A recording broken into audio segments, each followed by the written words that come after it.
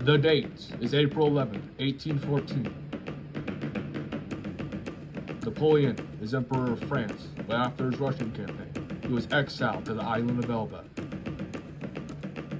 Napoleon on the island of Elba would become deeply depressed and saddened off his recent defeat. Napoleon would then board a ship with 1,000 men and sail back to France. Napoleon would sail all the way back to France from the island of Elba and land on its southern coast. When Napoleon landed, he was greeted with open arms, and when he met his soldiers, they all chanted, "Vive l'Empereur!" Napoleon would march all the way back to Paris to redeclare himself as emperor. The rest of the European monarchies all declared him an outlaw, and they all declared war not on France, but on Napoleon as a person. Napoleon gathered an army, but he was still thoroughly outnumbered. He thought that if he attacked the army up in the north, he could force the coalition to negotiate. The British were led by Arthur Wellesley, 1st Duke of Wellington. The Prussians were led by Gebhard de Beers von Lucca, and of course, Napoleon as the French. Napoleon would see a campaign, and off he went. Napoleon launched an attack. Two separate prongs attacked both sides. Napoleon met the Prussians at the town of Ligny, commencing the Battle of Ligny, to which was a French victory. Napoleon would then pursue the Prussians with Grouchy, and then he would meet the British at the town of Waterloo. Napoleon met the British at the town of Waterloo. The British held high defenses. Napoleon had 72,000 men on his side, while Arthur Wellesley had 68,000 men on his side. Napoleon would start the attack on the farm of Hougomont, where his forces would charge through the door and inevitably be all killed.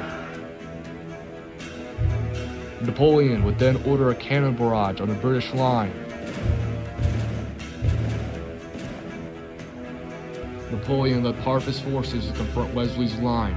They both exchanged volley fires until the British cavalry charged their line and tore them to shreds.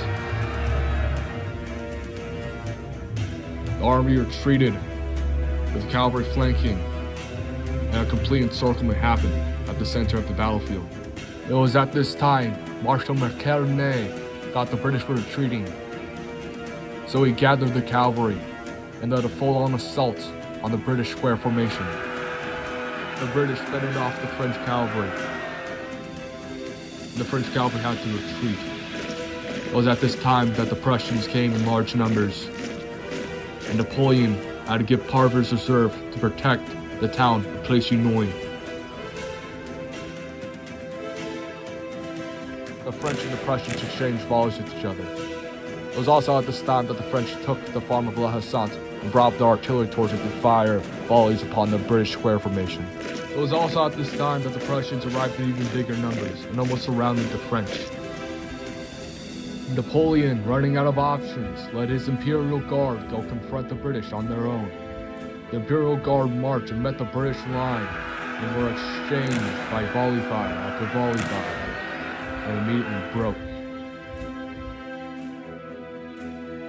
The Prussians then took the town of Plessis-Nouilles, and the British ordered a full line advance. The French had no choice but to flee, besides the Old Guard, to which maintained their discipline, and eventually all died. Napoleon was defeated. His army had to retreat, and the coalition closed in on Paris. Napoleon was abdicated a second time, this time off the coast of Africa on the island of St. Helena. He would then die due to stomach cancer. His legacy cemented forever.